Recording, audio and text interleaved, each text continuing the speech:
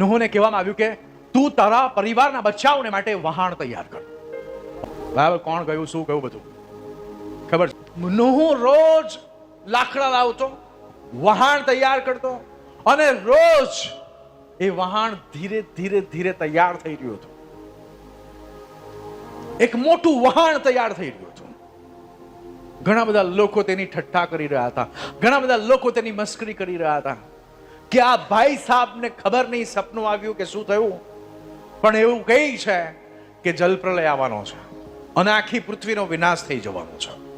પણ સાંભળો, નૂહની વાતને કોઈએ માની નહીં. નૂહના જમાનાના લોકોએ તેની વાત માની નહીં. આજે પણ એવું જ છે. પાસ્ટર શેરોનની આ વાતને ઘણા બધા નથી માનતા. પરમેશ્વરે તેને કહ્યું કે ભાઈ ટાઈમ થઈ ગયો છે, હવે તું અને તારા ઘરના પરિવારના લોકો બધા તમે શું કરી જાઓ, વહાણમાં આવી જાઓ. પછી શું કહે છે, આવવાનું છે જલપ્રલય, આવવાનો છે જલપ્રલય, આવવાનું છે. કોઈ એની વાત નહીં માની. નો વન હર્ડ હિમ. પહેલી વખત પ્રભુએ એને કહ્યું ને કે આ પૃથ્વી પર જલપ્રલય આવશે, ત્યારે એને ખબર નહીં હતી કે ક્યારે આવશે. પણ બીજી વખત જ્યારે પરમેશ્વરે દર્શન આપીને નૂહને કહ્યું કે હવે 7 દિવસ બાકી છે, તું તારા પરિવારની સાથે અંદર આવી જા અને જે પ્રાણીઓને પણ આપણે બચાવવાના છે તેમને પણ તું લઈ આવ.